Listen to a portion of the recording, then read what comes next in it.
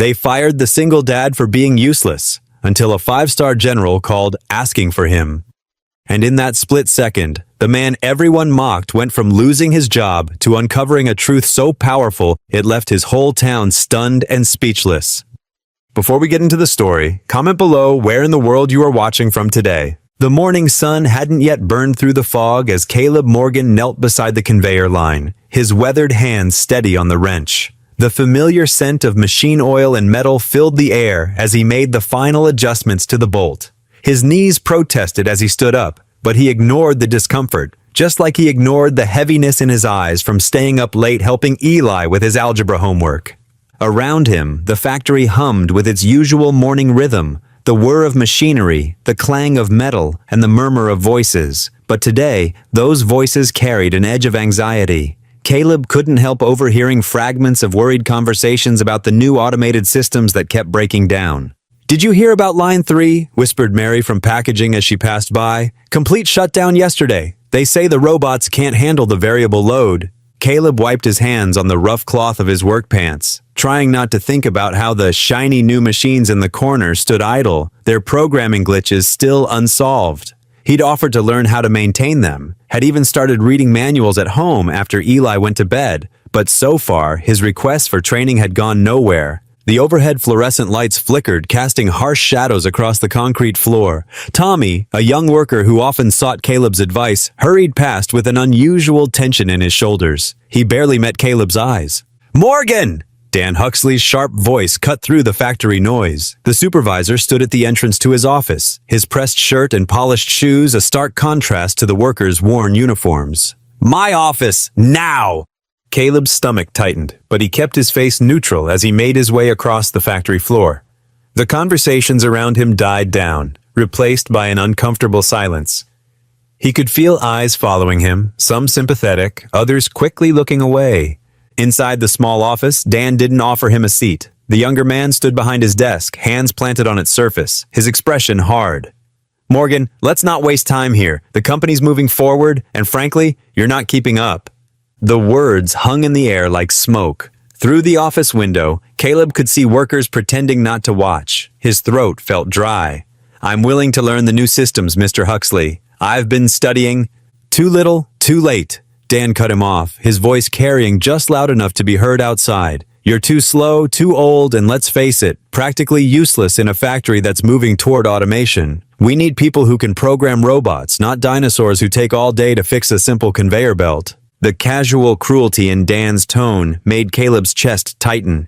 38 years of service reduced to this moment. He thought of Eli, of the college brochures his son had been collecting, of the careful budget he maintained to keep their small household running. "I've never missed a day," Caleb said quietly. "Never been late. My work." "Your work belongs in the last century." Dan pulled out a manila envelope.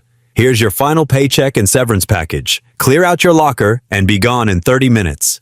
The envelope felt heavy in Caleb's hands, weighted with more than just paper. He stood there for a moment, dignity warring with desperation. "Mr. Huxley, I have a son to support. Could we discuss?" "Discussion's over, Morgan. Security will escort you out if you're not gone in 30 minutes. Dan had already turned to his computer, dismissing Caleb's existence. The walk to his locker felt endless. Coworkers watched from behind their machines, their faces showing a mix of pity and fear. Caleb kept his head high, though his hands shook slightly as he emptied his locker of 38 years' worth of memories. Photos of Eli growing up, a coffee mug his wife had given him before she passed, a small toolbox of specialized wrenches he'd collected over the years. The drive home in his old truck was a blur. The familiar route he'd driven for decades now felt strange, as if he were seeing it through different eyes. The help wanted signs in shop windows that he'd never noticed before suddenly stood out like accusations. The truck's engine knocked in its usual spot near Miller's Creek, but today the sound seemed louder, more ominous. At home, Caleb sat in the driveway for a long moment, staring at the small house he'd worked so hard to keep. The paint was peeling in places, the garden needed weeding, but it was home. Inside, homework assignments and college brochures lay scattered on the kitchen table where he and Eli had worked late into the night. Evening came too quickly. Caleb went through the motions of making dinner, spaghetti, Eli's favorite, while his mind raced through calculations of savings and expenses. The severance package would help for a while, But after that, Eli came home from school, dropping his backpack by the door with his usual teenage clatter. "Hey, Dad, you're home early. Thought I'd get dinner started." Caleb managed to smile, stirring the sauce with more attention than it needed. "How was school?" "Pretty good. Got an A on that algebra test you helped me with." Eli grabbed plates from the cabinet, the routine familiar and comfortable. But as they sat down to eat, Caleb could feel his son's observant eyes on him. "Dad?" Eli's voice was gentle, careful. "Did something happen today?" Caleb looked up at his son's concerned face, saw the sensitivity and understanding there that reminded him so much of his late wife. The truth pressed against his chest, demanding to be spoken. But looking at Eli's hopeful college brochures on the counter, at the trust in his son's eyes, Caleb couldn't bring himself to share the burden. Not yet. "Just a long day, son," he said, forcing another smile. "Tell me more about that algebra test." Later, lying in his bed, Caleb stared at the familiar cracks in the ceiling. The house creaked and settled around him in the darkness. Down the hall, he could hear Eli's soft breathing through the open door. The ceiling offered no answers, no matter how long he studied its imperfections. Tomorrow waited like a stranger in the dark, and for the first time in years, Caleb Morgan had no idea what it would bring. The pale morning light filtered through the kitchen window as Caleb measured coffee grounds into the old percolator. Each scoop felt heavier than usual, weighted down by the truth he'd have to share. The familiar aroma of brewing coffee did little to comfort him today. Down the hall, he could hear Eli getting ready for school. The soft thud of dresser drawers, the squeak of tennis shoes on worn floorboards. Caleb gripped the edge of the counter, his knuckles white. How could he tell his son that their already fragile world was crumbling? "Dad?" Eli's voice came from the kitchen doorway. He stood there in his blue school jacket, backpack slung over one shoulder, dark eyes studying his father's face with that perceptive gaze that sometimes made him seem older than 15. "Something's wrong. I can tell." Caleb poured 2 cups of coffee, adding extra milk to Eli's the way he liked it. His hands trembled slightly as he set them on the small kitchen table. "Sit down for a minute, son." Eli slid into his usual chair, wrapper crinkling as he opened a granola bar from his backpack. The morning silence stretched between them, broken only by the tired hum of their ancient refrigerator. Caleb's throat felt tight. He wrapped his hands around his coffee mug, drawing warmth from its ceramic surface. "I lost my job yesterday. Mr. Huxley let me go." Eli's granola bar stopped halfway to his mouth. "What? But why? You're the hardest worker there." "They're automating more of the line, going digital." Caleb tried to keep his voice steady. "I guess they decided I couldn't keep up with the changes." "That's not fair." Eli's face flushed with anger. "You could learn the new stuff if they gave you a chance." "Maybe so." Caleb managed a weak smile. "But what's done is done. I'll start looking for something else today." Eli's anger faded to worry. "What about—" He hesitated, glancing at the stack of bills on the counter. "Will we be okay?" "We'll figure it out," Caleb assured him, even as his stomach knotted with uncertainty. "Don't worry about that part. You just focus on school." After Eli left for school, Caleb sat at their ancient desktop computer, the fan whirring loudly as he navigated job search websites. Each listing seemed to require skills he didn't have. Coding experience, database management, social media expertise. His fingers felt clumsy on the keyboard as he typed out applications, struggling to translate decades of hands-on work experience into the language these forms wanted. By midday, he'd switched to driving around town, his old truck rumbling between strip malls and industrial parks. The "Help Wanted" signs he remembered from his younger days had been replaced by "Apply Online" notices. At the hardware store where he'd worked summers as a teenager, the manager just shook his head apologetically. "Sorry, Caleb. Corporate handles all hiring now. Everything's through the website." The afternoon sun beat down as he walked into his 5th auto repair shop of the day. The owner, a man about his age named Mike, at least took the time to talk with him. "I wish I could help you out," Mike said, wiping his hands on a shop rag. "But business is slow. Everyone's buying these new electric cars I can't even work on myself." Each rejection felt like another stone added to the weight Caleb carried. He drove home as the shadows lengthened, his mind spinning with calculations. The mortgage payment was due next week. The power bill was already late. Their savings wouldn't last long. The sound of the front door opening pulled him from his thoughts. Eli walked in, hunched slightly, his normally straight posture curved inward. How was school? Caleb asked, noticing how his son's hand lingered protectively near his ribs. Fine. Eli's response came too quickly. He turned away, but not before Caleb caught sight of the edge of a bruise peeking above his collar. Eli! Caleb stepped closer. What happened? Nothing.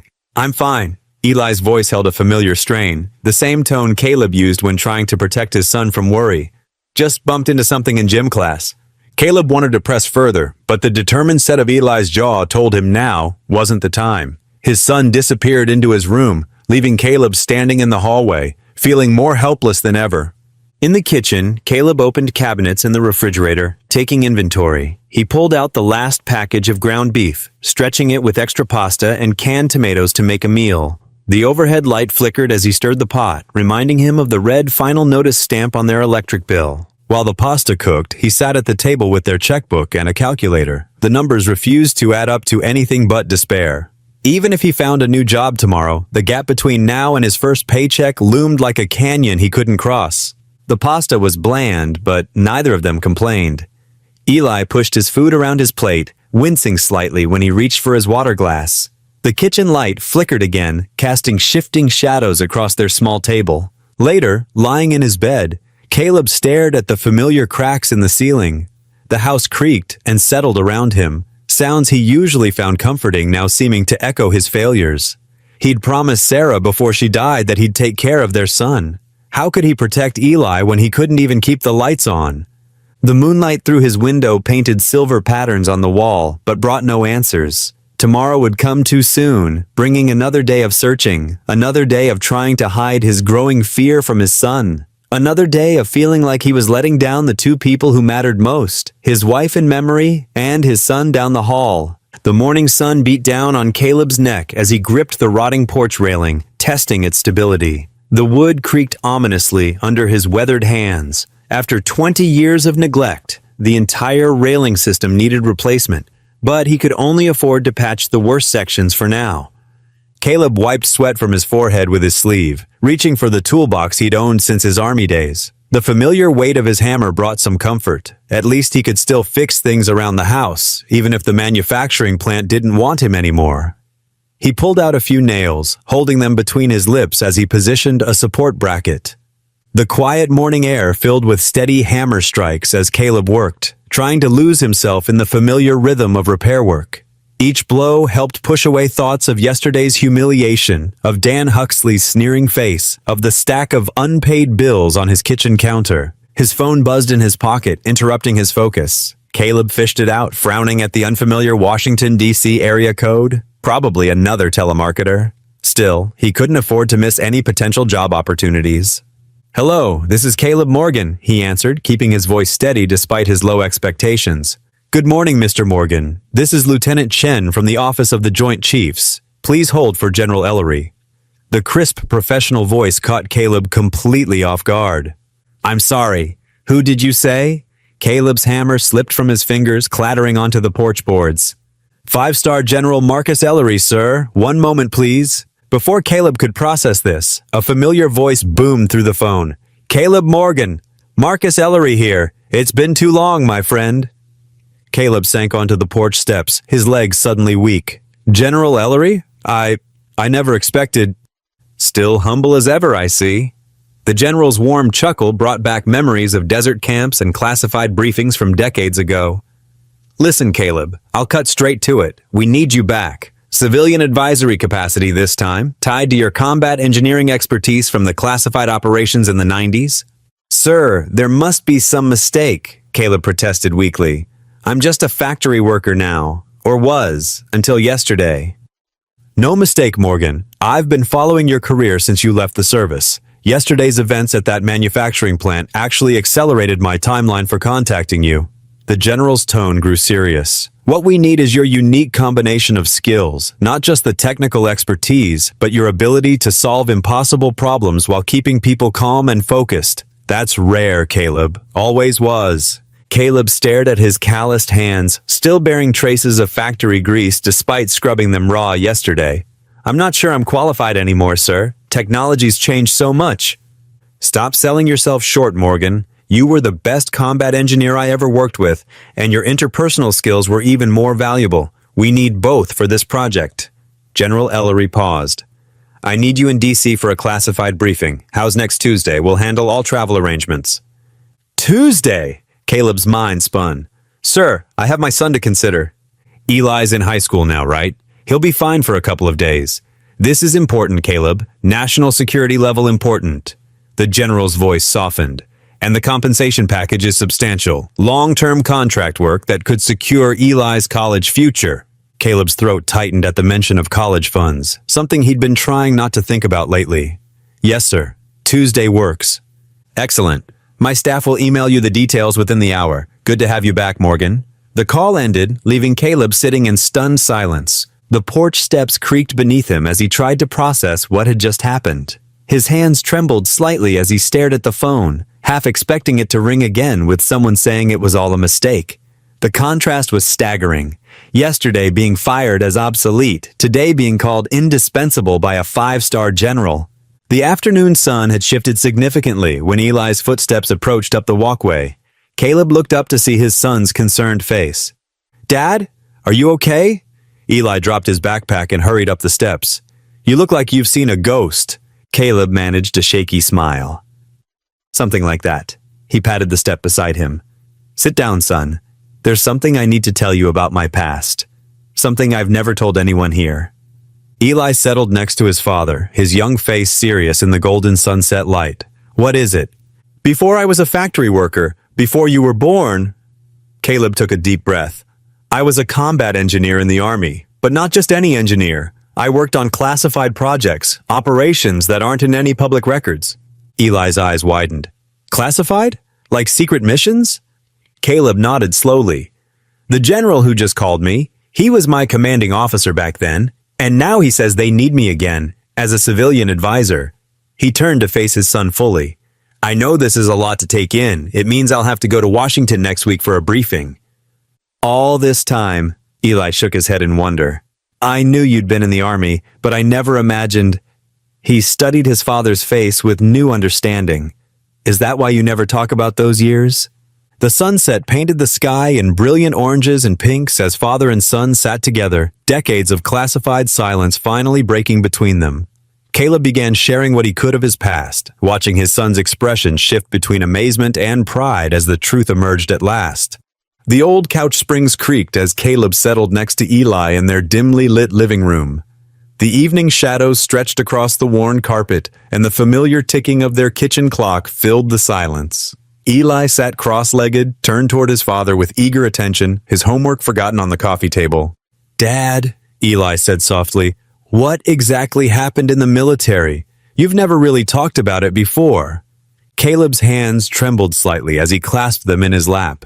The memories he'd kept locked away for decades pressed against his mind, demanding to be acknowledged. He took a deep breath, stealing a glance at his son's earnest face.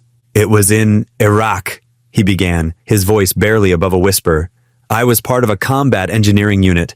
We were supposed to clear routes, make sure they were safe for our troops to travel." He paused, running a hand through his gray hair. "One day, we got word that a platoon was pinned down in a small town. The whole area was rigged with IEDs, improvised explosive devices." Eli leaned forward, his eyes wide. "Like bombs?"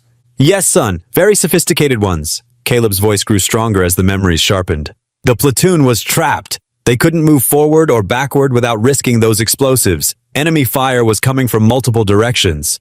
The kitchen clock continued its steady rhythm as Caleb gathered his thoughts. "I volunteered to go in, had to crawl most of the way, checking every inch of ground.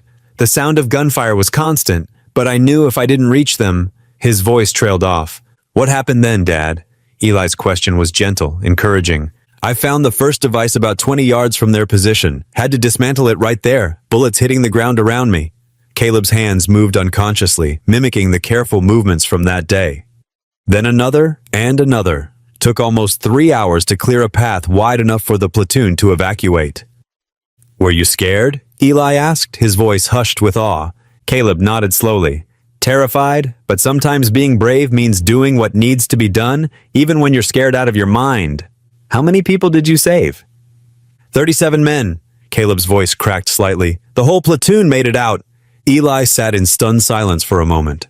But why didn't you ever tell me? Why doesn't anyone know about this? The operation was classified. Plus, Caleb shrugged, his shoulders hunching slightly. I've never been one to talk about such things. It was just doing my duty, son. And General Ellery? Eli's eyes widened with sudden understanding. He was there?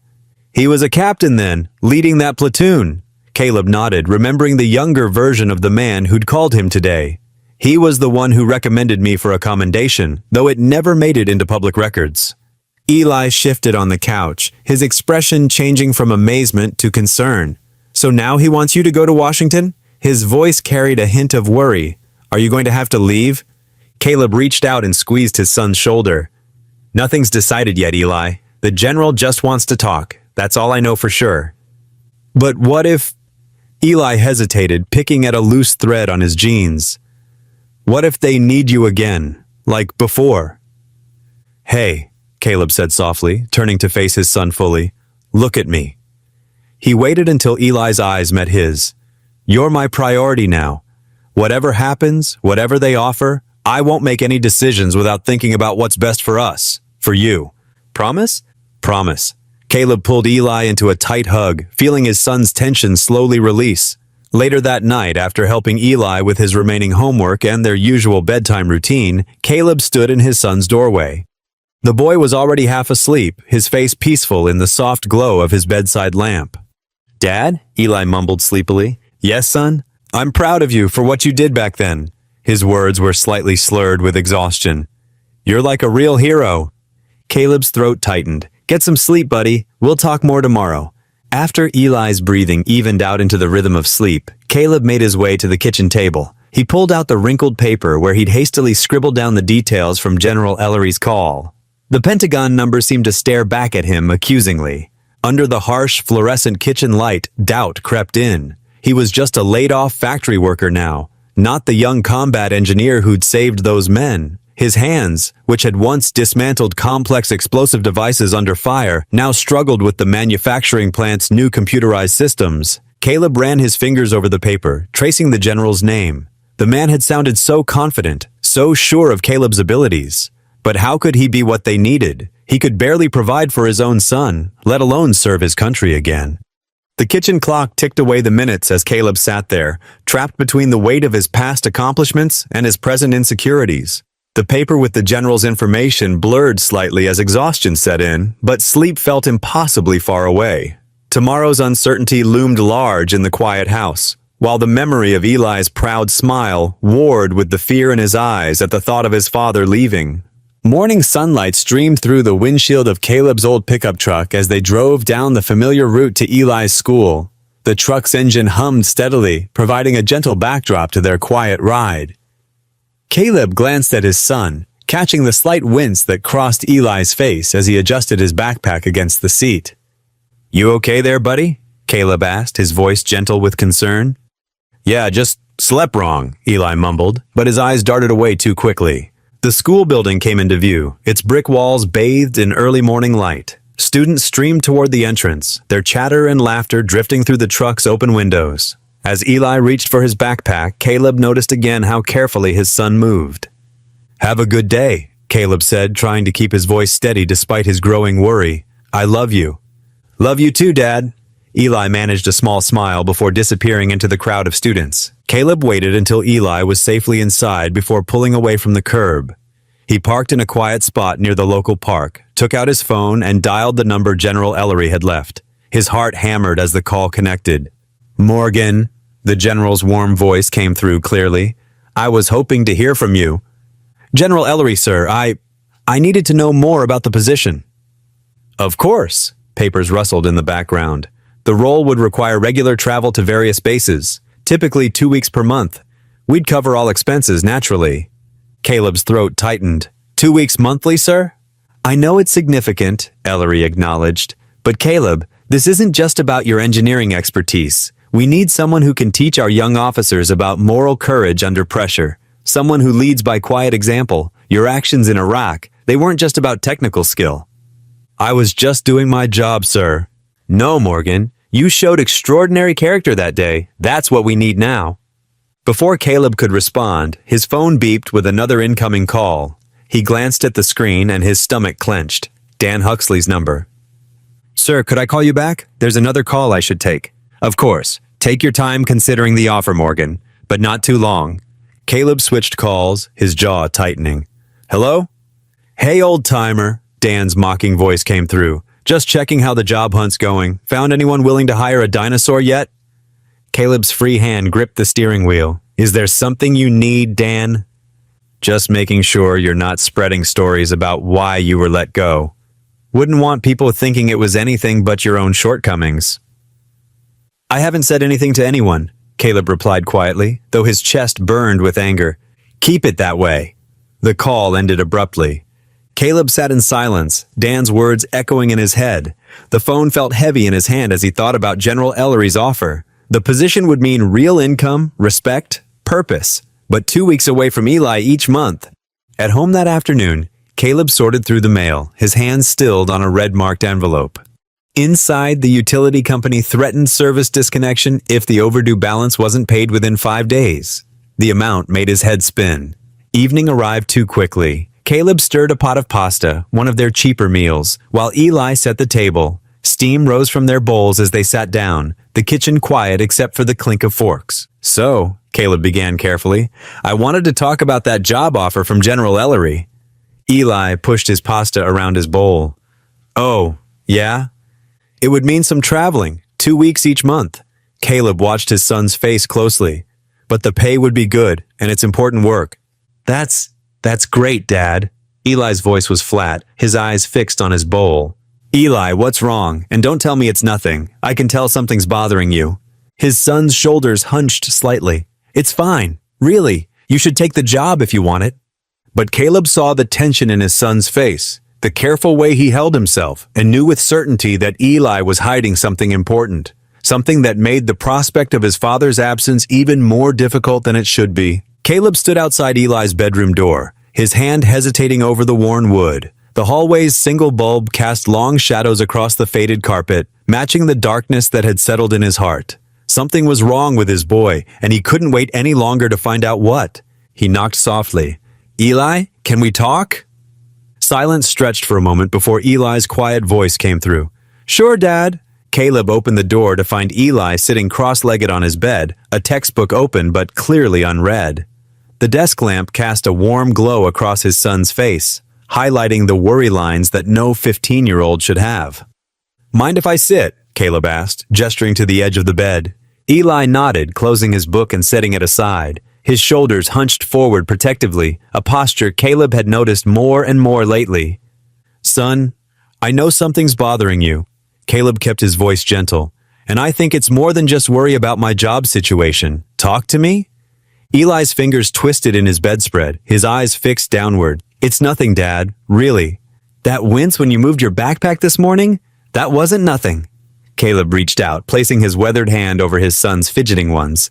"And I've noticed the way you've been carrying yourself, like you're trying to disappear." The dam broke. Eli's lower lip trembled and tears welled in his eyes. "I didn't want to tell you," he whispered. "You've got enough to deal with." "Hey now," Caleb said, moving closer. "Nothing is more important to me than you. Nothing." Eli took a shaky breath. "It's these guys at school. They've been..." He swallowed hard. "They've been saying things, doing things." "What kind of things?" Caleb felt his stomach tighten. "They call me names because Mom was Asian, make stupid jokes." Eli's voice grew smaller. "Push me around in the hallways when teachers aren't looking." Caleb's heart cracked. "How long has this been going on?" "A few months, but it got worse after," Eli hesitated. "After they found out you lost your job." The crack in Caleb's heart widened to a chasm. "What do you mean?" "Their parents work at the plant too. They say you're..." Eli's voice caught. "They say you're useless, worthless, that we'll probably end up homeless." A sob escaped. "I tried not to listen, Dad. I tried to be strong like you." Caleb pulled his son into his arms, feeling Eli's tears soak into his shirt. His boy, his bright, kind, beautiful boy, had been carrying this weight alone, trying to protect him. "I'm so sorry, Eli," Caleb whispered, his own voice rough with emotion. "I'm so sorry you've been dealing with this by yourself." I didn't want to make things harder, Eli said between hiccups. You were already so worried about money and everything. I thought I could handle it. Look at me, Caleb said gently, pulling back to meet his son's tear-stained face. You never have to handle anything alone. That's not what family means. But you're always taking care of me, Eli protested. I wanted to be strong for you too. You are strong, Caleb said firmly. But being strong doesn't mean suffering in silence. It means having the courage to ask for help when you need it. They sat together in the quiet room, the weight of revelations settling around them. Caleb's mind raced with the implications of what he'd learned. The Pentagon job offer loomed larger now, more complicated than ever. Dad, Eli's voice was small. Are you going to take that job, the one the general offered?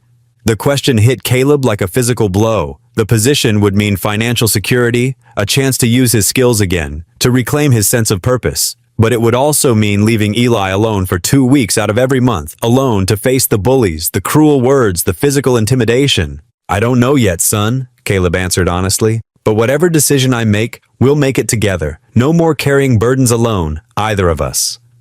Eli nodded against his chest. I'm scared, he admitted. But I'm also proud of you. What you did in the army, saving all those people, you're not worthless, Dad. You never were. Caleb hugged his son tighter, his heart full of love and aching with the weight of the choice before him. They talked for a while longer, making plans to speak with the school administration, discussing ways to handle the bullying. When Eli finally drifted off to sleep, Caleb tucked the blanket around him just as he had when Eli was small. Later, Caleb sat alone on the front porch, listening to the chorus of frogs in the distance. The night air was cool against his face, carrying the scent of approaching autumn. Stars dotted the black Virginia sky, silent witnesses to his turmoil. Lord, he whispered into the darkness, I need your guidance now more than ever.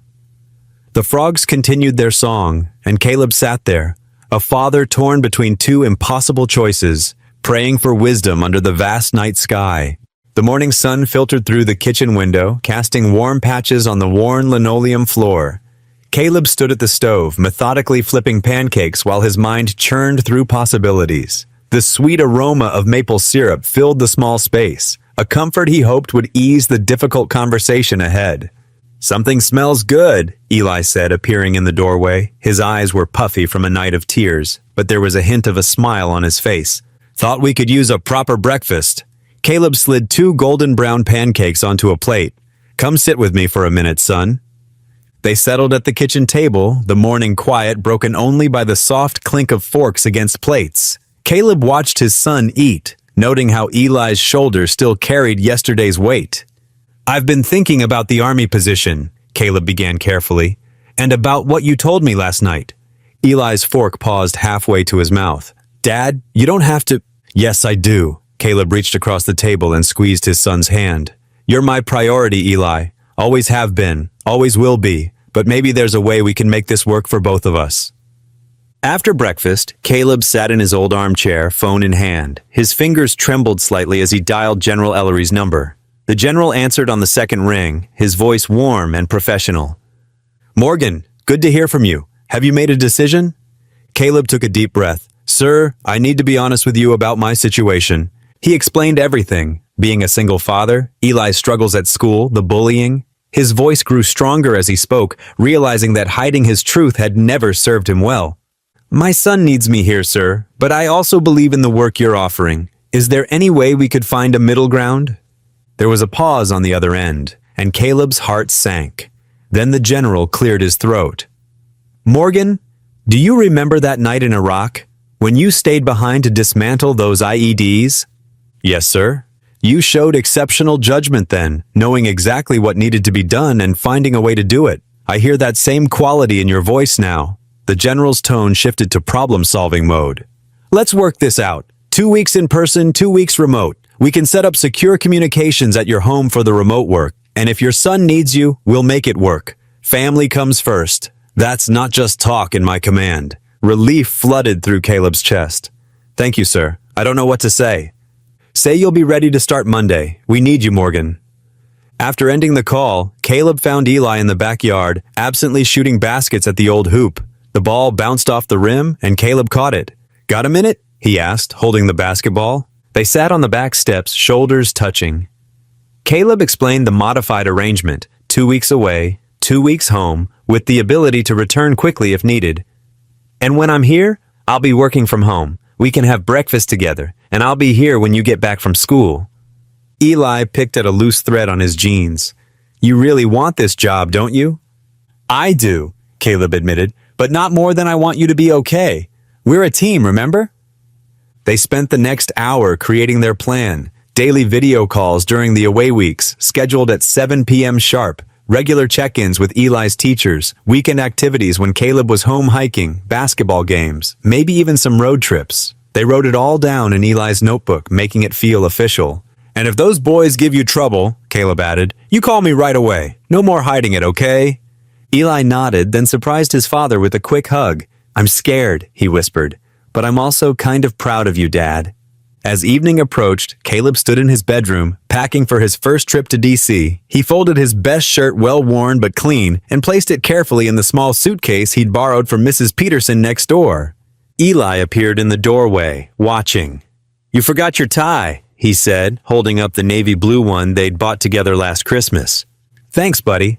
Caleb took the tie, showing Eli how to roll it properly to prevent wrinkles. They worked together, folding clothes and checking items off the list General Ellery's office had sent. Did you pack your phone charger? Eli asked, already knowing the answer. He pulled it from the kitchen drawer where his father always left it. What would I do without you? Caleb smiled, tucking the charger into a side pocket. The suitcase slowly filled, not with much, but with enough. Caleb had always lived simply, and now that modesty felt like a strength rather than a weakness. Each item they packed represented both an ending and a beginning. When everything was ready, they stood looking at the packed suitcase, the reality of the change settling over them. Eli shifted closer to his father. Promise you'll call as soon as you get there? He asked. First thing, Caleb assured him, and every night after that. They hugged, holding on a little longer than usual. In that embrace was everything they couldn't quite say, their fears, their hopes, their love. When they pulled apart, Eli's eyes were damp, but he was smiling. Better get some sleep, Caleb said softly. Big day tomorrow. Eli nodded, turning toward his room. At the door, he paused. Dad? Yeah? I think Mom would be really proud of you right now. Caleb's throat tightened. Good night, son. The words carried them both to bed, where they lay in their separate rooms, each holding on to the quiet hope that they were making the right choice. The house creaked its familiar night sounds around them, as if reassuring them that some things would always stay the same, even as others changed. The street lamps cast long shadows across empty sidewalks as Caleb's old truck rumbled through town. At 5:30 a.m., only the baker's lights were on, warm yellow squares in the pre-dawn darkness. Eli sat quietly in the passenger seat, his breath fogging the window. You didn't have to get up this early, Caleb said softly, glancing at his son. Yeah, I did. Eli's voice was thick with sleep but determined. They pulled into the bus station parking lot, tires crunching on gravel. The station's fluorescent lights buzzed overhead, making everything look harsh and unfamiliar. A few other travelers waited on benches, clutching coffee cups and looking bleary-eyed. Caleb hefted his suitcase from the truck bed, surprised when Eli reached for it. I've got it, Dad. They walked together to the waiting area, their footsteps echoing in the quiet morning. The old clock on the wall ticked steadily toward departure time. Neither spoke much. Everything important had already been said the night before. Got your ticket? Eli asked, breaking the silence. Caleb patted his jacket pocket. Right here, got your house key? Yeah. Eli fingered the key hanging from his neck on a leather cord. Mrs. Peterson said she'd check on me tonight. The bus pulled in right on schedule, its diesel engine rumbling through the station. Passengers began gathering their belongings, forming a line near the door. Caleb stood, straightening his jacket. Remember, they both started at the same time, then laughed. You first, Caleb said. Remember to eat something besides coffee for breakfast.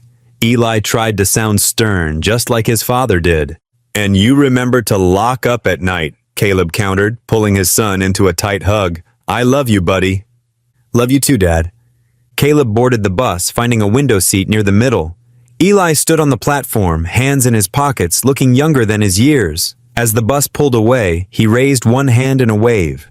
Caleb watched through the window until his son became a small figure, then disappeared entirely. The journey to DC stretched long, giving Caleb too much time to think. Fields and forests rolled past his window while doubt crept into his mind.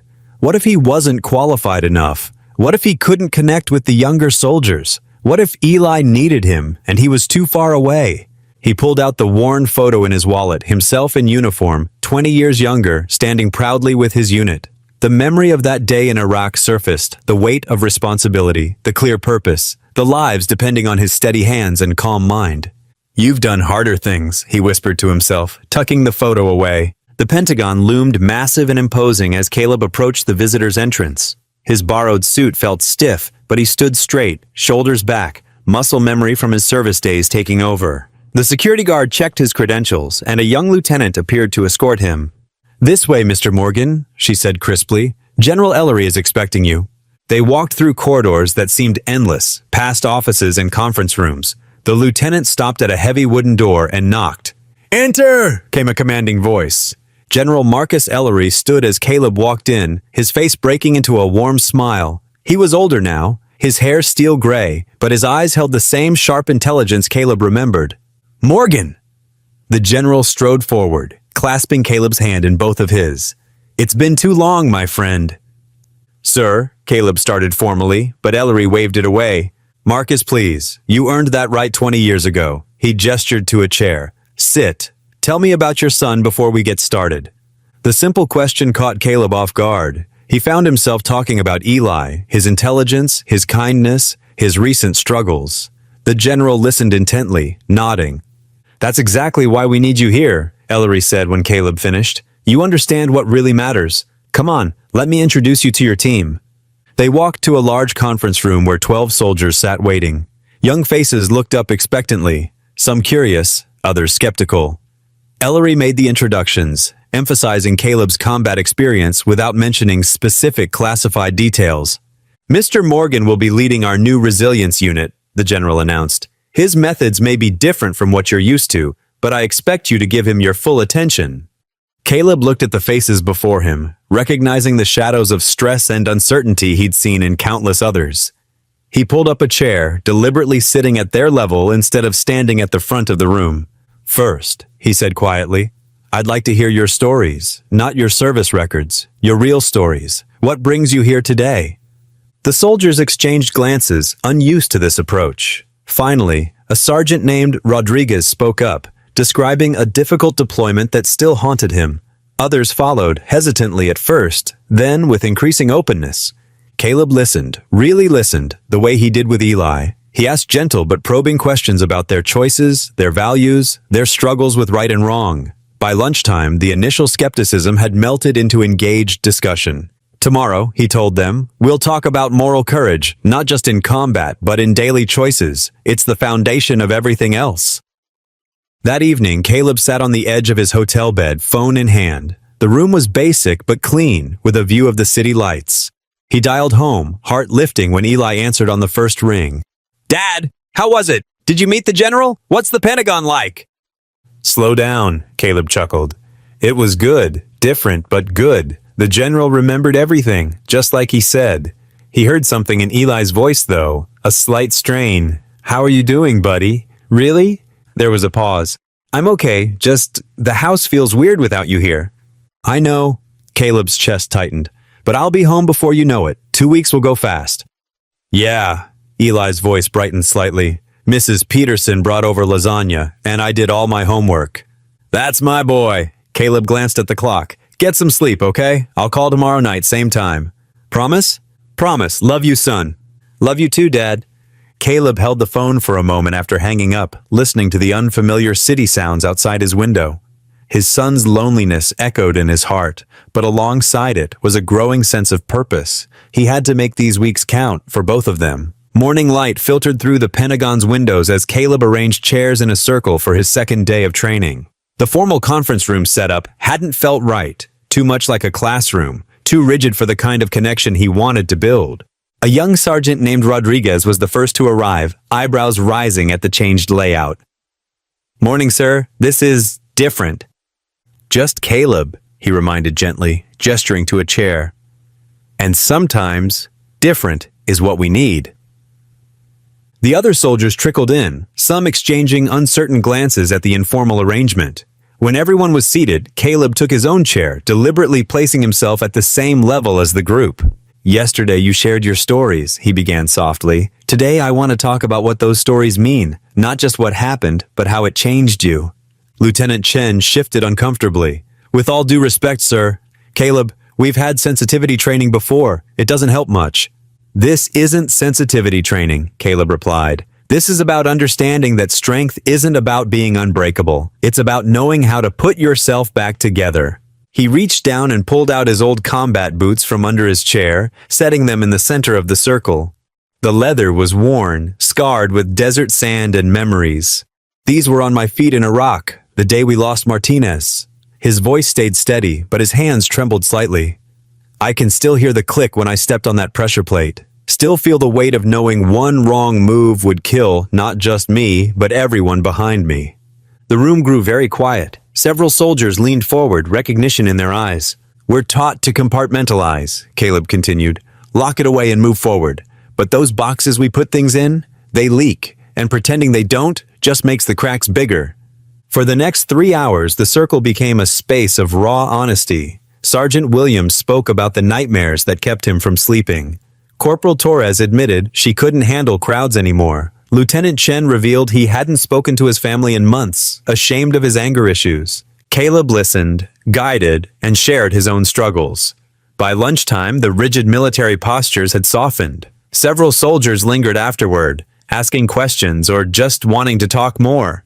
Meanwhile, back in Virginia, Eli walked into the local Veterans Center after school. The old building smelled of coffee and wood polish, with faded flags hanging on the walls. A few older men sat playing cards, while others worked on a puzzle near the window. "Can I help you, son?" asked a gray-haired man with kind eyes, introducing himself as Frank. "I'm Eli Morgan. I'd like to volunteer, if that's okay." Frank's eyes lit up with recognition. "Morgan? Any relation to Caleb Morgan?" "He's my dad," Eli said, surprised. "Did you know him?" "Know him? Come sit down, boy. Let me tell you about combat engineers." For the next hour, Eli listened as Frank and other veterans shared stories about the crucial role combat engineers played. They spoke of cleared minefields, rebuilt bridges, and lives saved through quick thinking and steady hands. "Your father's generation," Frank explained, "they were something special, had to think fast and work slow at the same time. One mistake could cost dozens of lives." Another veteran, Bill, nodded. "Combat engineers were our guardian angels. We couldn't move without them clearing the way first." Eli helped sort donated supplies as they talked, feeling a growing pride in his father's service. The veterans treated him like family, sharing snacks and asking about school. "Come back any time," Frank said as Eli prepared to leave. "We could use young hands around here." When Saturday arrived, Caleb's return brought warm hugs and happy tears. Sunday morning found father and son on their porch, tools spread around them as they worked on loose boards and wobbly railings. "Hand me that Phillips head?" Caleb asked, pointing to the screwdriver. Eli passed it over. "Dad, I've been volunteering at the Veterans Center." Caleb paused his work, looking at his son with surprise. "They told me about combat engineers," Eli continued, hammering a nail with careful strikes, "about how important you are." "They're good men down there," Caleb said softly. "Been thinking of visiting myself." They worked in comfortable silence for a while, the rhythm of their tools creating a peaceful melody. The autumn air was crisp, carrying the scent of fallen leaves and fresh wood. "I'm proud of you, Dad," Eli said suddenly, "not just for the army stuff, for everything." Caleb had to blink back tears, focusing on the board he was replacing. "I'm proud of you too, son. More than you know." As evening approached, they sat on their newly repaired porch, sharing hot cocoa in their favorite mugs. Steam rose in the cooling air as they watched the sunset paint the sky in brilliant oranges and pinks. "Tell me about DC," Eli said, pulling his knees up to his chest. Caleb described the training sessions, careful to respect confidentiality but sharing the impact of connection and understanding. Eli listened intently, asking thoughtful questions. "It's like what you did for me," Eli observed. "Listening, really listening." Caleb smiled, wrapping an arm around his son's shoulders. They sat together as stars began appearing in the darkening sky, their cocoa warming their hands, their hearts feeling closer than they had in years. Monday morning arrived with a golden sunrise painting the Morgans' modest kitchen in warm light. Caleb stood by the front door, his small duffel bag packed for another week in Washington. The weight of leaving felt different this time, lighter somehow, though still significant. Eli emerged from his room wearing his favorite blue hoodie, his dark hair still slightly messy from sleep. "Did you pack your phone charger this time, Dad?" he asked with a gentle smirk, referring to last week's forgotten essential. "Right here." Caleb patted his jacket pocket, managing a smile. "And extra socks, too." They shared a quiet breakfast of toast and eggs, the kitchen clock ticking steadily in the background. Caleb noticed Eli seemed more at ease than during his first departure, though concern still lingered in his son's eyes. "Remember what we agreed on?" Caleb asked, rinsing their plates. "Call every night at 8, Eli nodded. "And I'll stay at the Veterans Center until 6 when Mrs. Thompson can drive me home." They embraced by the door, Caleb holding his son tight. "I'm proud of you, buddy. So proud." The bus ride to DC passed quickly this time, Caleb reviewing his notes for the upcoming sessions. The Pentagon's imposing structure no longer intimidated him as it had the week before. Familiar faces greeted him in the hallways, offering respectful nods. In the training room, Caleb's approach continued to evolve. He arranged chairs in a circle rather than rows, creating an environment of equality and openness. The soldiers, initially resistant to this informal setup, gradually relaxed as Caleb shared stories from his own experiences. "Leadership isn't about having all the answers," he explained, his quiet voice carrying conviction. "It's about having the courage to face the questions together." During a particularly powerful session on Wednesday, Caleb spoke about integrity during combat situations. A young lieutenant had her phone out, discreetly recording as Caleb described the moment he'd chosen to stay behind to disarm explosives while others evacuated. "We don't make these choices for recognition," he said, his words resonating deeply. "We make them because they're right, because sometimes being human means standing firm when everything inside you wants to run." The video spread through internal channels, reaching commanders and staff across different divisions. General Ellery watched it in his office, a proud smile crossing his face. He made several calls that afternoon. On Thursday morning, Caleb arrived to find the training room transformed. A small podium stood at the front, and several high-ranking officers lined the walls. General Ellery stepped forward, his presence commanding attention. "Staff Sergeant Morgan," he announced formally, using Caleb's old rank. "Your actions 20 years ago saved 16 lives, including my own. Today, we acknowledge that courage officially." Caleb stood awkwardly as Ellery presented him with a civilian service medal, his hands trembling slightly as he accepted it. The room erupted in applause, but it was the genuine respect in the soldier's eyes that moved him most deeply. Back home, Eli navigated his school days with growing confidence. His time at the Veterans Center had given him a new perspective on strength. It wasn't about confrontation, but resilience.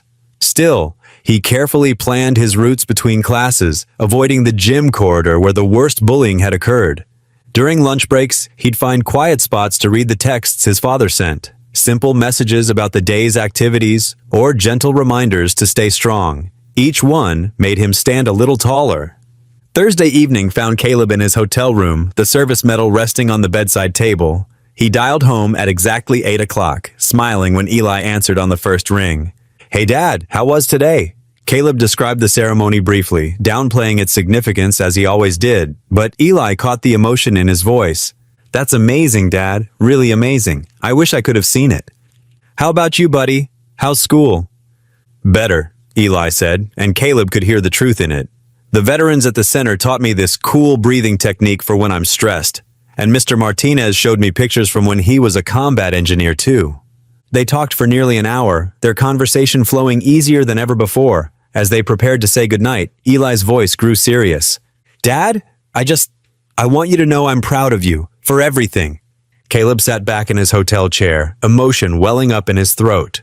Through the window, the Capitol's lights twinkled like stars, and for the first time in years, the future felt bright with possibility. "Thanks, son," he managed. "That means more than any medal ever could."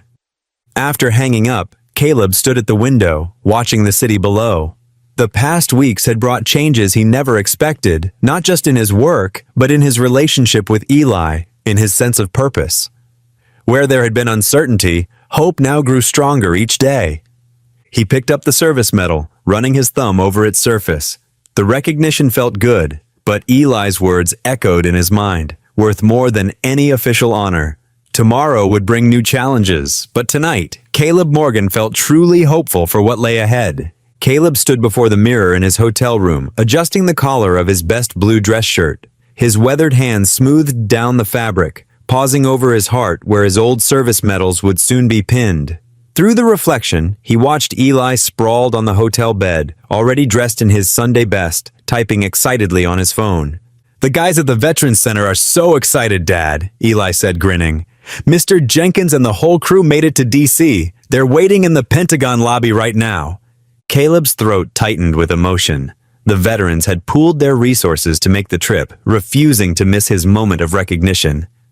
"Those old troublemakers," he said softly, his voice rough with gratitude. The ceremony room at the Pentagon buzzed with activity. Rows of chairs filled with soldiers in dress uniforms, their brass buttons gleaming under the lights. General Ellery stood at the podium, his 5 stars catching the light as he described the classified mission from decades ago. When their platoon was pinned down by enemy fire, the general's voice carried clear and strong. Combat Engineer Morgan crawled through active combat to disarm multiple explosive devices. His actions that day saved 37 American lives, including my own. Caleb felt Eli's hand slip into his, squeezing tight. In the front row, the veterans from their hometown sat tall and proud, Mr. Jenkins dabbing at his eyes with a handkerchief. "It is my great honor," General Ellery continued, "to finally present Combat Engineer Caleb Morgan with the Distinguished Service Cross, recognizing his exceptional valor in the face of extreme danger." The room erupted in applause as Caleb walked forward. His steps were steady, but his heart thundered in his chest. As the general pinned the medal to his chest, Caleb saw tears in the older man's eyes. "Thank you for giving me the chance to make this right, old friend," General Ellery whispered. When Caleb returned to his seat, Eli hugged him fiercely. "I'm so proud of you, Dad," he whispered. The veterans surrounded them after the ceremony, sharing handshakes and emotional embraces. The drive home that evening was filled with quiet joy. Eli couldn't stop touching the medal, carefully preserved in its velvet box. They stopped at a rest area just outside their hometown, the sky darkening toward dusk. "I'll be quick," Eli said, heading for the restroom while Caleb filled the truck with gas. 5 minutes passed, then 10. Unease crept into Caleb's stomach. "Eli?" he called out, walking toward the restroom building. No answer. A muffled cry came from behind the building. Caleb broke into a run, his dress shoes slapping against the concrete. He rounded the corner to find 4 teenage boys surrounding Eli, who lay crumpled on the ground. "Not so special now, are you?" one of them sneered, delivering another kick to Eli's ribs. "Your old man might be some big shot, but you're still nothing." "Get away from my son!" Caleb's voice boomed across the parking lot. The boys scattered like startled deer, but the damage was done. Eli's face was bloody, his new dress shirt torn. When he tried to stand, he swayed dangerously. "Dad," he mumbled, "I don't feel so good." His eyes rolled back as he collapsed. Caleb caught him before he hit the ground, his heart racing with terror. He gathered Eli in his arms, this precious boy who seemed suddenly so small, and ran for the truck. The nearest hospital was 15 minutes away. He made it in 10. The emergency room lights were harsh and unforgiving as doctors whisked Eli away for examination. Caleb paced the waiting room, his metal box clutched forgotten in his hands, prayer after desperate prayer falling from his lips. Finally, a doctor approached. "Your son has a concussion," she said gently. "There's some bruising to his ribs, but thankfully no breaks. We'd like to keep him overnight for observation." Caleb sank into the chair beside Eli's hospital bed, watching the steady rise and fall of his son's chest. Eli's face was swollen, dark bruises blooming across his cheekbone. The victory of the day's ceremony felt like ashes in Caleb's mouth. His phone buzzed with an email notification. With trembling hands, he opened it to find a message from Pentagon HR. "Dear Mr. Morgan, we regret to inform you that your contract has been temporarily suspended pending review. Recent events suggest potential difficulties in maintaining the commitment level required for our training program. We will reassess the situation once your personal matters are resolved. Regards, Department of Defense Human Resources." Caleb's vision blurred with tears. The metal box slipped from his fingers, clattering to the floor. Everything he'd worked to rebuild, his dignity, his purpose, their financial security, seemed to crumble around him. He reached for Eli's hand, careful of the IV line, and bowed his head. In the sterile hospital room, under the humming fluorescent lights, Caleb Morgan faced his darkest hour. His son lay injured because of his success, and the very recognition he'd received had somehow made them more vulnerable. The weight of failure pressed down on his shoulders, heavier than any metal. Morning sunlight filtered through the thin hospital curtains, casting pale shadows across Eli's bruised face. Caleb hadn't moved from the plastic chair all night, his back stiff and his heart heavier than the machinery beeping steadily beside the bed. He watched as Eli's eyes fluttered open, wincing at the brightness. "Hey, kiddo," Caleb said softly, leaning forward. His hand found Eli's, careful to avoid the IV line. "How's the pain?" Eli tried to smile, but it came out more like a grimace. "Like I got hit by a truck, but I'm okay, Dad. Really." Caleb's throat tightened. The bruises on his son's face had darkened overnight, purple and angry against his pale skin. The doctor had explained the concussion symptoms they needed to watch for, but all Caleb could focus on was how small and vulnerable Eli looked in the hospital bed. "This is my fault," Caleb whispered, more to himself than to Eli. "If I hadn't been away so much, if I'd been there to protect you—" "Dad, stop." Eli's voice was quiet but firm. "You can't be everywhere at once. Those guys, they would have found another time, another place." A nurse came in to check Eli's vitals, her cheerful efficiency a stark contrast to the heavy atmosphere in the room. While she worked, Caleb stepped into the hallway and pulled out his phone. He'd been dreading this call, but he couldn't put it off any longer. General Ellery answered on the second ring. "Caleb, how's Eli?" "He's awake. Sore, but the doctors say he'll recover." Caleb's voice cracked slightly. "Sir, I need to tell you—" "I already know about the suspension notice," Ellery interrupted, his tone gentle. "It's just procedure, Caleb. We'll fight it." "With all due respect, sir, maybe they're right. Maybe I can't do this job and be the father Eli needs."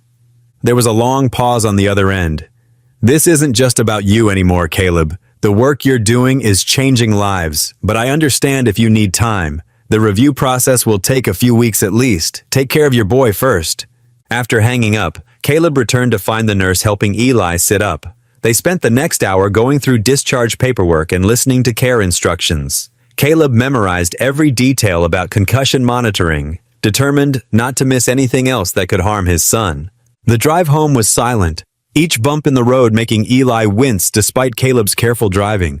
Their small house looked different somehow as they pulled up, more fragile, less safe than before. Caleb parked as close to the porch as possible. "Let me help you with those steps," he said, hurrying around to Eli's side of the truck. Eli accepted the support without argument, something that worried Caleb more than any complaint would have. They made their way up the worn wooden steps slowly, Caleb's arms steady around his son's shoulders. Inside, Caleb got Eli settled on the couch with pillows and his favorite blanket. The house felt too quiet, too empty. The stack of training materials from the Pentagon sat untouched on the kitchen table, mocking him with their importance. "Do you need anything?" Caleb asked, hovering nearby. "Water? Something to eat?" "I'm okay, Dad. Just tired." Eli's eyes were already drooping. "You don't have to stand guard. I'm not going anywhere." Caleb nodded, but couldn't bring himself to move far. He spent the afternoon watching Eli doze, checking on him regularly, and ignoring the mounting emails on his phone. With each passing hour, his resolve to quit the Army position grew stronger. What good was helping other soldiers if he couldn't even protect his own son? As evening approached, Eli insisted on trying to eat something. Caleb made soup, but barely touched his own bowl. After making sure Eli was comfortable in bed, he found himself drawn to the front porch, just as he had been on so many difficult nights before. The wooden boards creaked under his feet as he lowered himself into the old rocking chair. In the distance, frogs called to each other in the gathering darkness, their familiar chorus unchanged by the day's events. The sound transported him back to other nights spent here, wrestling with decisions, praying for guidance. But tonight felt different. Tonight, the weight of failure pressed down on him like a physical thing. He'd tried to reach for something more, to be more than just a laid-off factory worker, and his son had paid the price. The frogs continued their song, indifferent to his pain, while Caleb sat alone with his defeat. He stared out into the darkness, seeing nothing but his own shortcomings reflected back at him. The Pentagon ID badge in his pocket felt like it weighed 100 pounds. Everything he'd built over the past weeks, the respect, the purpose, the pride in Eli's eyes when he talked about his father's work, seemed to crumble like sand between his fingers. A soft breeze stirred the trees, carrying with it the same questions that had plagued him since losing his factory job. But now, instead of wondering if he could succeed, he questioned whether he should even try. The porch light cast weak, yellow shadows around him as he sat, surrounded by the symphony of frogs and his own crushing sense of defeat. The morning sun crept through the windows of the Morgan house as Caleb stirred a pot of oatmeal on the stove. He'd added extra cinnamon and brown sugar, Eli's favorite, hoping to coax a smile from his son. The house felt unusually quiet, broken only by the soft bubbling of cooking oatmeal and the occasional creak of floorboards upstairs where Eli slept. Caleb's hands trembled slightly as he measured out honey. The bruises on Eli's face haunted him, each one a reminder of his absence when his son needed him most. Dark circles hung under his own eyes from another sleepless night spent listening for any sound of distress from Eli's room. A knock at the front door startled him. Caleb turned down the heat on the stove and walked cautiously to answer it, unsure who would visit so early. When he opened the door, he found himself facing 5 familiar faces from the Veterans Center. Mike, the former combat medic with his signature red cap. Tom, who walked with a slight limp. Sarah, who'd served as a logistics coordinator. And brothers James and Pete, both former infantrymen. "Morning, Caleb," Mike said softly, holding up 2 full grocery bags. "Thought you might need some supplies." "We heard about Eli," Sarah added, her kind eyes full of concern. She carried another bag filled with fresh fruit and vegetables. Caleb's throat tightened as he stepped back to let them in. "You didn't have to—" "Yes, we did," Tom interrupted firmly, limping past with more groceries. "That's what family does." The veterans moved efficiently through Caleb's kitchen, putting away groceries and taking stock of what else might be needed. James noticed the oatmeal starting to bubble and quietly adjusted the heat, while Pete pulled out extra bowls in case Eli woke up hungry. "Sit down, Caleb," Sarah insisted, guiding him to a kitchen chair. "You look dead on your feet." Mike pulled up another chair across from Caleb. "Remember that time in Baghdad when our whole unit got pinned down by that sniper?" he asked, his voice carrying across the kitchen. "We were stuck there for hours until this guy," he gestured at Caleb, "figured out how to get us all to safety without losing a single person." Tom nodded, leaning against the counter. "That wasn't in your classified files, was it? But we remember. Just like we remember how you taught the newer guys to spot IEDs, saving God knows how many lives." "You never wanted credit," Sarah added, placing a steaming cup of coffee in front of Caleb. "But those soldiers went home to their families because of you. Those families got to keep their fathers, their sons, their brothers. All because you cared more about doing right than getting recognition." Caleb stared into his coffee cup, his vision blurring slightly. "That was a lifetime ago. Now I can't even protect my own son." "Bull," James said firmly. "You're protecting him by showing him how to stand up again after getting knocked down. That's what you taught all of us." The phone rang, interrupting the conversation. Caleb checked the caller ID. It was General Ellery. "Take it," Pete encouraged. "We'll keep an eye on things." Caleb stepped into the living room, answering the phone with a tired, "Hello, sir."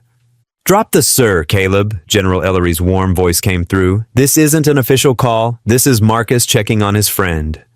"I'm thinking of quitting the program," Caleb admitted quietly. "Eli needs me here." "Listen to me," Marcus said, his tone gentle but firm. "Remember what you told that young lieutenant in Fallujah? The one who froze up after losing 2 men? You said leadership isn't about never falling. It's about how you get back up and help others rise with you." Caleb sank into his armchair, remembering that day clearly now. "That was different." "No, it wasn't," Marcus insisted. "You're facing the same choice now. You can retreat or you can show Eli and everyone else how to face hardship with dignity and courage. That's why we need you in this program. Not just for your engineering skills, but for moments exactly like this." From the kitchen, Caleb could hear the veterans talking quietly amongst themselves, their presence filling his home with warmth he hadn't realized he'd been missing. The smell of coffee and oatmeal wafted through the air, making the house feel more like home than it had in days. "The whole town's talking about what happened to Eli," Marcus continued. "People are angry, not at you, but at the bullies in the system that let this happen. You've got more support than you know." As if confirming his words, Caleb heard a car door outside. Through the window, he saw Mrs. Henderson from across the street walking up his driveway with what looked like a homemade casserole. "I don't know what to do next," Caleb admitted. "Yes, you do," Marcus replied. "You do what you've always done. You get up, you face it head on, and you help others do the same. That's who you are, Caleb. That's who you've always been."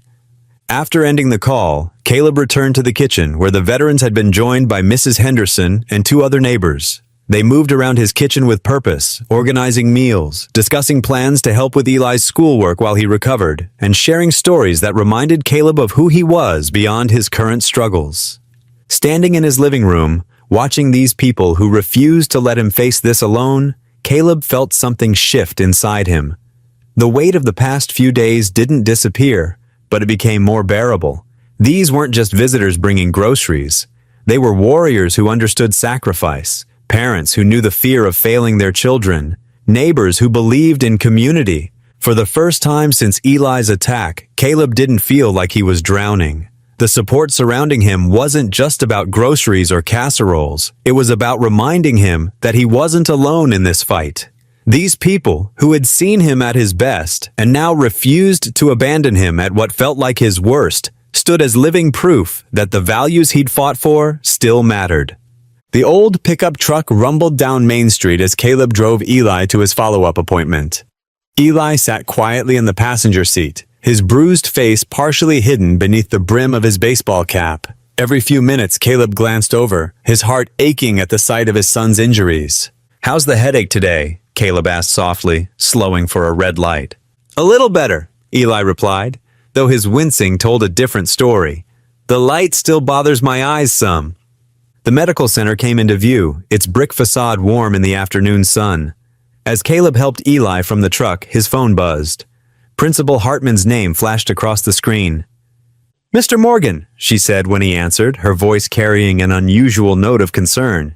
"Could you come by the school after Eli's appointment? There have been some developments we need to discuss." Inside the medical center, Dr. Chen examined Eli carefully, checking his pupils and asking about his symptoms. "The concussion is healing," she said, making notes in his chart. "But you'll need to take it easy for at least another week. No screens, no reading for long periods." Eli nodded, his shoulders slumping slightly at the news. After the appointment, they drove to the high school. The hallways were empty and quiet, their footsteps echoing against the lockers. Principal Hartman met them at her office door, her usual stern expression softened with genuine concern. "Please come in," she said, gesturing to the chairs across from her desk. "First, Eli, how are you feeling?" "I'm okay," Eli mumbled, settling carefully into his seat. Principal Hartman folded her hands on her desk. "Mr. Morgan, I want you to know, we take what happened very seriously. The community outrage has been significant and justified. We've identified the students responsible for attacking Eli." Caleb straightened in his chair. "You have?" "Yes. Security footage from the rest stop, plus several witness statements, gave us clear evidence. The 3 boys involved have been suspended pending further investigation. Their parents have been notified, and the police are involved now." She pulled out a folder. "We're implementing mandatory counseling for the offenders, and they'll face serious consequences for their actions. Additionally, we're reviewing our anti-bullying policies and increasing staff training." Eli spoke up quietly. What about when I come back?" Principal Hartman's expression softened further. "We're putting additional safety measures in place, Eli. You'll have a faculty mentor you can go to anytime, and we're arranging your schedule to minimize contact with these students." As they discussed the details, Caleb's phone kept buzzing with text messages. He checked quickly during a pause. Parents from the school were organizing meals, offering to help with yard work, even starting a fund to help with medical expenses. "The community support has been remarkable," Principal Hartman noted, seeing Caleb's surprise. "People here care about you both, Mr. Morgan. They're angry this happened, and they want to help." Caleb felt his throat tighten. We appreciate that." After the meeting, they walked slowly back to the truck. Eli seemed lighter somehow, as if knowing the bullies would face consequences had lifted a weight from his shoulders. "Dad," he said as they pulled out of the parking lot, I think things might be okay." Caleb reached over and squeezed his son's shoulder gently. "I think you might be right, buddy." When they turned onto their street, Caleb noticed something on their front porch. As they got closer, he could make out several covered dishes and what looked like cards propped against them. They parked, and Caleb helped Eli up the steps. There were 3 ceramic casserole dishes, still warm to the touch, and a stack of handwritten cards. The top one read, "Morgan family, you're not alone. We've got your backs." Caleb picked up one of the dishes, breathing in the smell of home-cooked food. His vision blurred slightly as he read the notes attached to each container: chicken and rice casserole from the Hendersons, lasagna from the Williams family, apple pie from Mrs. Chen at the corner store. The cards were filled with messages of support, offers of help, and words of encouragement. One included a gift card for groceries. Another had a check to help with medical expenses. Eli picked up one of the cards, reading it slowly. "Dad, look at this one." The card was from Tommy, a quiet kid in Eli's class. "Eli, I'm sorry I didn't speak up before when I saw what was happening. That won't happen again. You've got friends here. We just haven't been good at showing it." Standing there on the porch, surrounded by tangible evidence of their community's care, Caleb felt something shift inside him. The crushing weight of trying to handle everything alone began to lift. Hope, fragile but persistent, stirred in his chest. "Let's get these inside," he said softly, gathering up the dishes. "Looks like we won't have to cook tonight." Eli managed a small smile, carefully collecting the cards. Together, they carried the gifts of food and friendship into their home, where the afternoon sun streamed through the windows, warming the kitchen with golden light. The morning sun cast long shadows across the backyard as Eli carefully walked along the worn path between the garden beds. His steps were slower than usual, but steadier than they had been 2 days ago. The bruises on his face had begun to fade from dark purple to lighter shades of blue and green. Caleb watched from the kitchen window while his laptop booted up, his coffee growing cold beside the keyboard. He'd received an urgent email from General Ellery's office requesting a video call at 9 sharp. The notification light on his screen blinked, indicating the meeting was about to begin. "Eli!" Caleb called through the screen door. "I need to take this call. You okay out there?" "I'm good, Dad," Eli answered, lowering himself onto the wooden bench near the tomato plants. "Mrs. Henderson's cat is keeping me company." The orange tabby had indeed taken up residence next to Eli, purring contentedly as the boy gently scratched behind its ears. Caleb smiled at the sight before turning his attention to the computer. General Ellery's face appeared on screen, his usual commanding presence somehow managing to convey itself even through the digital connection. "Caleb," he said warmly, "you're looking better than when we last spoke." "Thank you, sir," Caleb replied, straightening instinctively. "We both are." "I can see Eli in the background there," the general noted, his expression softening. "How's he doing?" "Getting stronger every day. The community's been—" Caleb paused, still overwhelmed by the support they'd received. "They've been incredible." "That's exactly what I wanted to discuss with you, Caleb." The general leaned forward, his face filling more of the screen. "The review board has completed their evaluation of your situation, but before I share their decision, I want you to know something. What happened with Eli wasn't a mark against you. If anything, it highlighted exactly why we need you." Caleb's hands tightened around his coffee mug. "Sir?" "The way you handled the crisis, with dignity, strength, and by allowing others to help, that's the kind of leadership we're trying to teach. The board has not only reinstated you, Caleb, they're promoting you." The mug nearly slipped from Caleb's grasp. "Promoting?" "We want you to lead a national moral leadership initiative. Your work with the Resilience Unit has already shown remarkable results. But more than that, your personal example, as a father, as a veteran, as someone who faces adversity with grace, that's what we need to share on a broader scale." Through the window, Caleb could see Eli reading one of the Get Well cards that had arrived that morning. The sight grounded him, reminded him of what mattered most. "Sir, I'm honored, but—" Caleb chose his words carefully. "I need to be sure this works for Eli. He has to be my priority." The general nodded approvingly. "I wouldn't expect anything less from you, Caleb. The position comes with flexibility. You'll have more control over your schedule, and we can arrange for most of your work to be done remotely. When travel is necessary, we'll plan it well in advance." What exactly would the role entail? You'd be developing training programs, speaking at military installations, and working with units to implement the relationship-based leadership methods you've been using. We want to transform how the military approaches mental health and moral resilience. Caleb stood up from his chair, moving to the door. "Eli, can you come in for a minute, son?" Eli carefully rose from the bench, the cat following at his heels as he made his way inside. He stood beside his father's chair, offering a respectful nod to the general on screen. The Army's offered me a new position, Caleb explained, watching his son's reaction closely.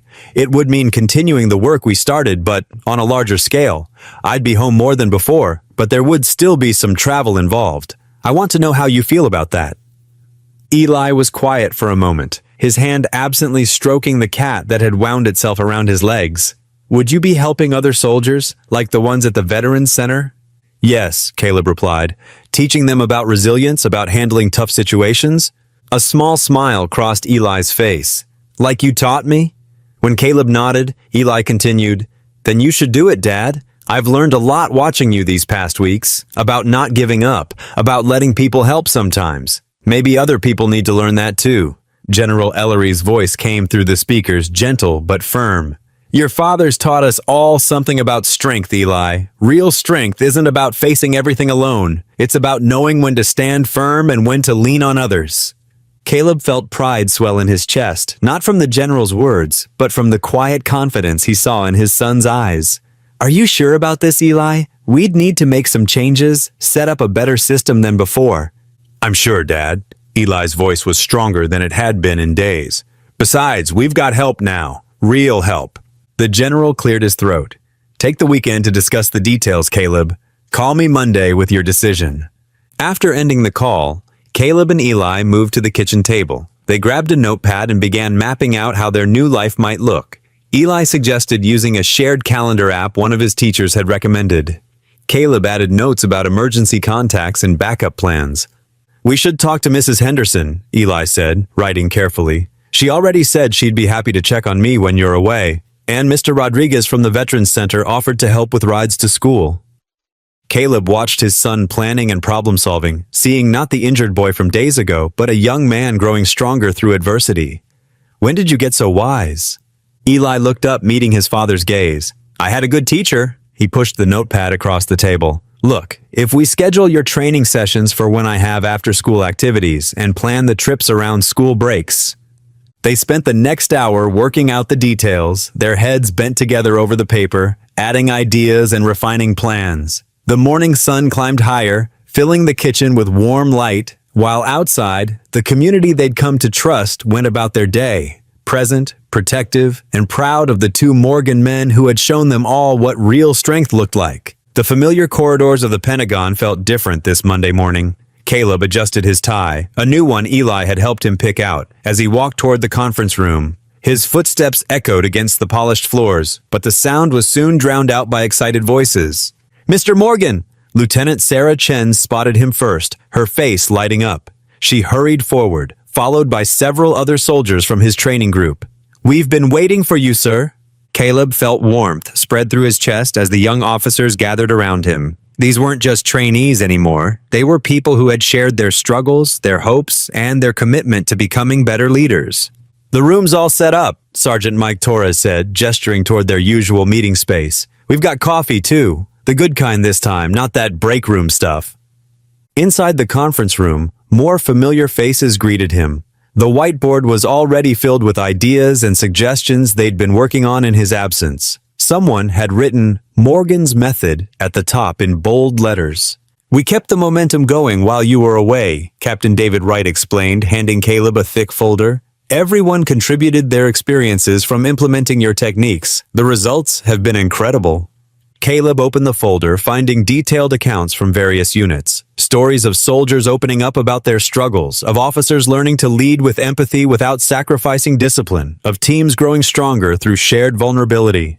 This is outstanding work, he said, his voice rough with emotion. But I think we need a different name than Morgan's Method. He walked to the board and erased his name, replacing it with Resilience Through Connection. The group nodded in approval, and they dove into work. Caleb pulled out his laptop, opening the framework he'd been developing at home.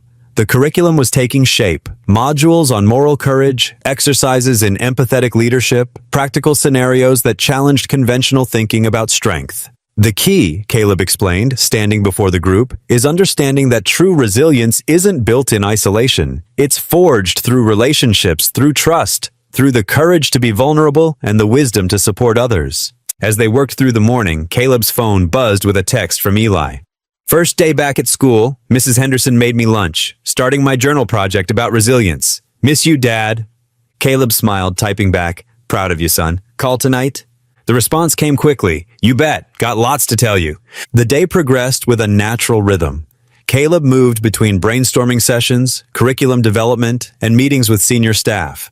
His approach was resonating beyond the initial training group. Officers from other departments stopped by to observe, taking notes and asking questions. During lunch, Lieutenant Chen shared how she'd used Caleb's techniques with her platoon. "One of my soldiers was struggling with anxiety," she explained. "Instead of pushing him harder like I might have before, I listened, really listened. He's doing better now, and the whole unit is stronger for it." The afternoon focused on structuring the national program. Caleb drew from his own experiences, both military and personal, to create exercises that would challenge traditional notions of leadership while respecting military discipline. "Compassion isn't weakness," he told the group as they refined the training modules. "It's the foundation of true strength. When we understand that, we can build teams that don't just endure, they thrive." At 4 o'clock, Caleb received another text from Eli. "Started writing about you in my journal. Teacher says it's powerful stuff. Can I read it to you tonight?" "Wouldn't miss it for anything," Caleb replied, feeling a surge of pride. The work continued until early evening. As the sun began to set, casting long shadows through the Pentagon's windows, Caleb gathered his materials. The day's progress exceeded his expectations, not just in terms of the curriculum development, but in witnessing how deeply his message had already taken root. Back in his hotel room, Caleb spread the day's work across the desk. The program was taking shape, a comprehensive approach to building resilient leaders through emotional intelligence, moral courage, and genuine human connection. It wasn't just about preventing breakdowns or managing stress. It was about fostering growth through understanding and support. His laptop chimed with an incoming video call from Eli. Caleb clicked to answer, and his son's face filled the screen, looking energized despite the late hour. "Dad, wait till you hear what I wrote." Eli held up his journal, excitement clear in his voice. "It's about how you taught me that asking for help isn't weakness. It's actually really brave." As Eli read his entry aloud, Caleb listened intently, moved by his son's insights. The journal entry captured their journey together, highlighting how they'd both grown stronger by learning to lean on their community and each other. After saying goodnight to Eli, Caleb returned to reviewing the program drafts. The papers spread before him represented more than just a training curriculum. They were a roadmap for transformation, both for the military and for the individuals within it. He picked up a document titled Core Principles and read through the points they'd refined today. Looking at these principles, Caleb felt profound gratitude. Just weeks ago, he'd thought his career and his sense of purpose were over. Now, here he was, helping shape the future of military leadership, all while growing closer to his son. He carefully organized the papers into his briefcase, ready for tomorrow's sessions. The hotel room was quiet except for the soft hum of the air conditioning, but Caleb's mind was full of the day's voices, the enthusiastic discussions, the shared insights, and most importantly, his son's proud words. As he prepared for bed, Caleb noticed a handwritten note that had slipped from one of the folders. It was from Sergeant Torres. "Your story inspired us, Mr. Morgan, but it's your humanity that taught us. Thank you for showing us what real strength looks like." The late afternoon sun painted the National Veterans Memorial in warm golden light, casting long shadows across the manicured grounds where hundreds of white folding chairs had been arranged in precise rows. The chairs faced a simple wooden podium that stood beneath fluttering American flags, their red, white, and blue fabric dancing in the gentle breeze. The seats were filled with a remarkable mix of dress uniforms adorned with ribbons and medals, casual civilian clothes, and everything in between. Veterans of all ages had gathered alongside families, community leaders, and curious townspeople who had made the journey to witness this historic moment.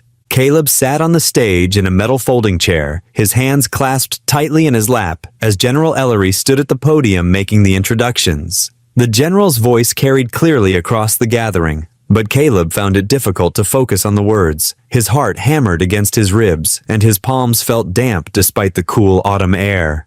He had faced down explosive devices under enemy fire, but somehow this moment felt more terrifying than any battlefield he had ever known.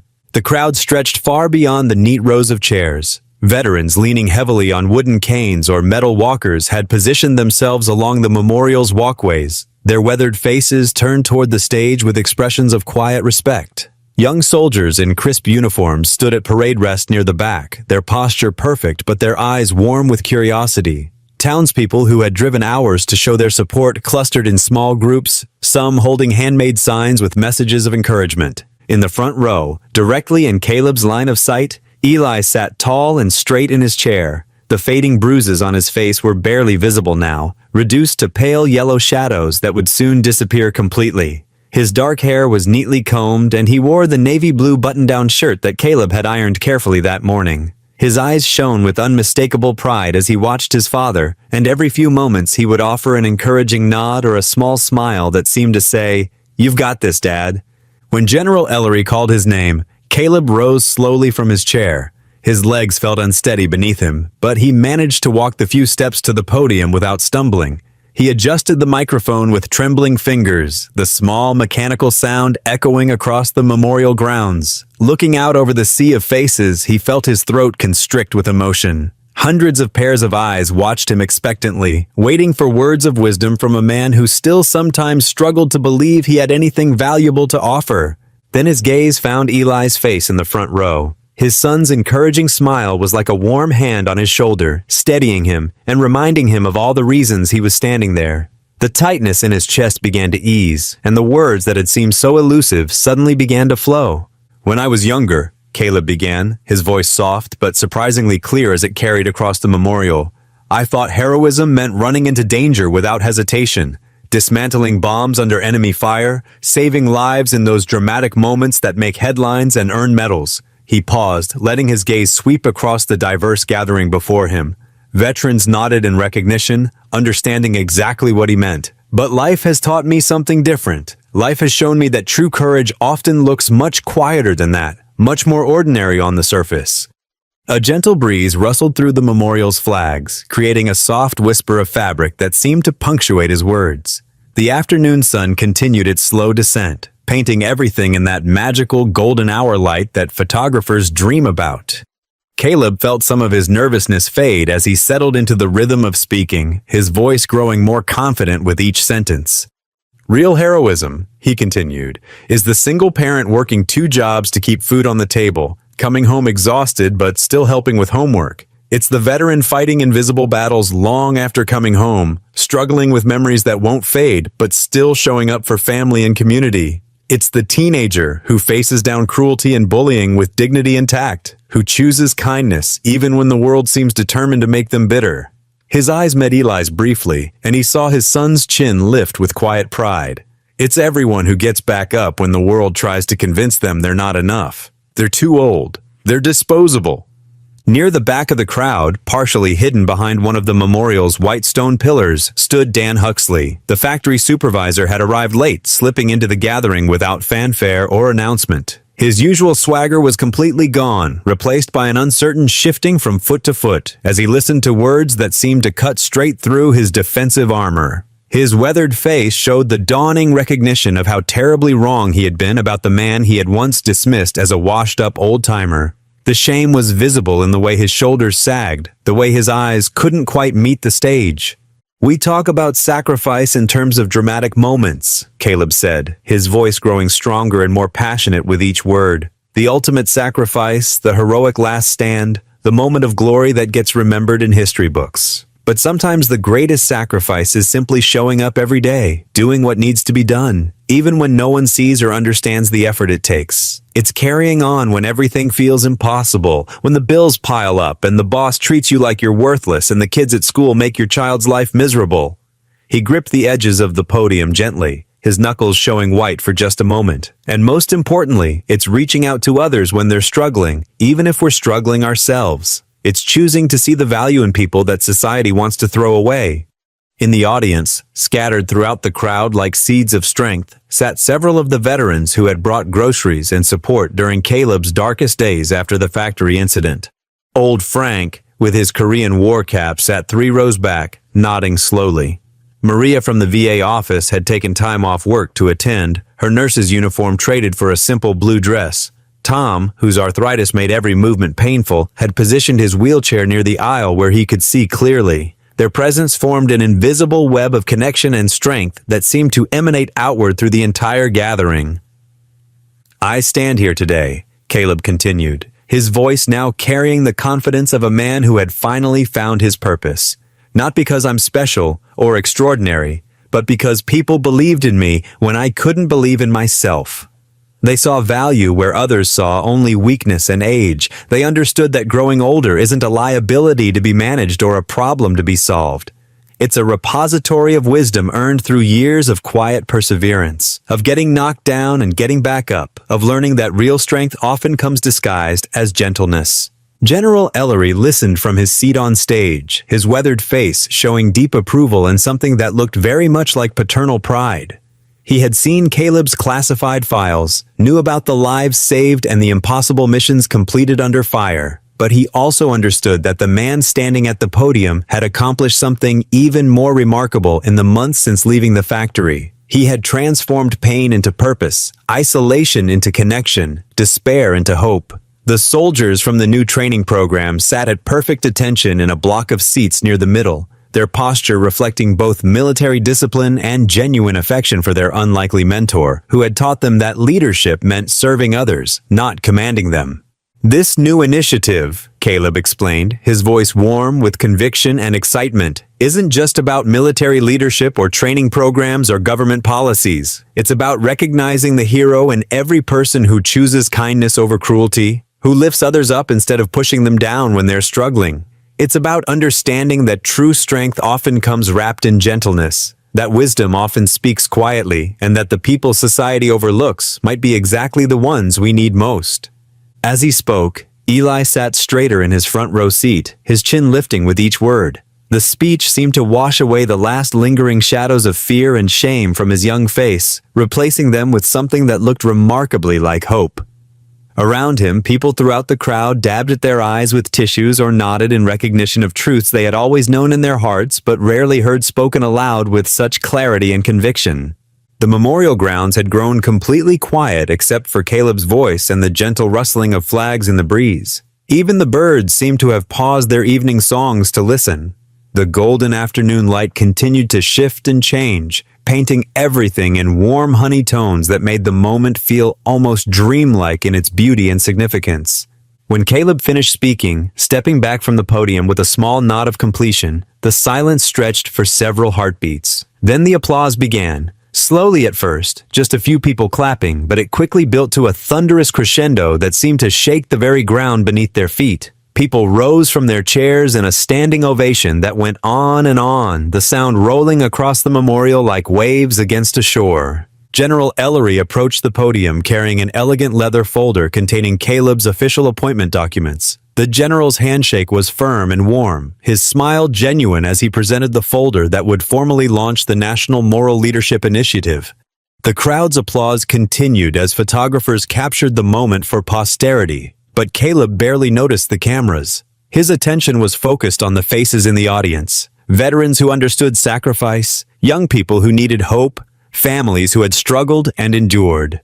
After the ceremony concluded and the formal presentations were complete, as the crowd began to slowly disperse into the gathering dusk, Caleb found Eli waiting at the bottom of the stage steps. His son's face glowed with pride and something else. A confidence that hadn't been there before, a sense of belonging to something larger than himself. Without words, they fell into step together, walking away from the podium and the lingering groups of well-wishers toward the memorial's reflecting pool. The setting sun painted the water in brilliant shades of orange and gold, their reflections walking beside them like echoes of infinite possibility. The pool was perfectly still, its surface like polished glass that captured not just their images but the entire sky above, creating a world within a world where earth and heaven seemed to meet. They stopped at the pool's edge, their hands finding each other naturally. The water rippled gently from the evening breeze, catching the last rays of daylight and scattering them in dancing patterns across the surface. In the distance, they could hear the gentle conversations of people making their way back to cars and buses, but here by the water, they might as well have been alone in the universe.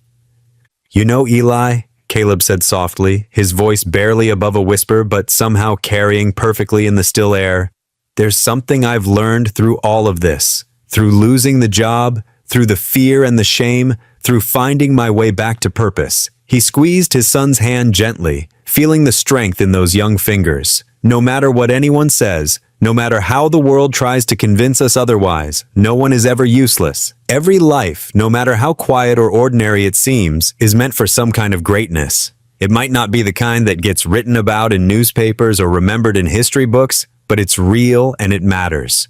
Eli leaned against his father's shoulder, their reflections merging in the golden water before them like two souls becoming one. The evening air was sweet with the scent of blooming cherry trees that lined the memorial's pathways, and somewhere in the distance, a mockingbird called out its evening song, a complex melody that seemed to contain echoes of every beautiful sound it had ever heard. In that moment, standing together at the edge of the reflecting pool with the memorial's flags rustling softly behind them, they were exactly where they needed to be. Two hearts bound by unshakable love, walking forward into tomorrow's light with the confidence that comes from knowing you are valued, you are enough, you belong in this world. The challenges weren't over. There would still be difficult days, still be moments of doubt and struggle, but they would face them together, supported by a community that had chosen to see their worth when they couldn't see it themselves. Around them, the memorial grounds grew peaceful as the sun continued its descent, painting the sky in brilliant shades of promise that stretched from horizon to horizon. The gentle ripples in the reflecting pool caught the changing light, transforming ordinary water into liquid gold, much like how life's unexpected challenges had transformed their ordinary days into something precious and rare, something worth celebrating and remembering for years to come. In the growing twilight, father and son stood together in comfortable silence, their reflections shimmering in the golden water like a promise that tomorrow would bring new opportunities to make a difference, to choose love over fear, to be the heroes their community needed them to be. What would you do if you were in their place? Comment your answer below, and let's see how you'd rewrite the ending. If you enjoyed the story of Caleb Morgan, I handpicked the next story that you will enjoy. Please don't miss this one. Click here to watch it.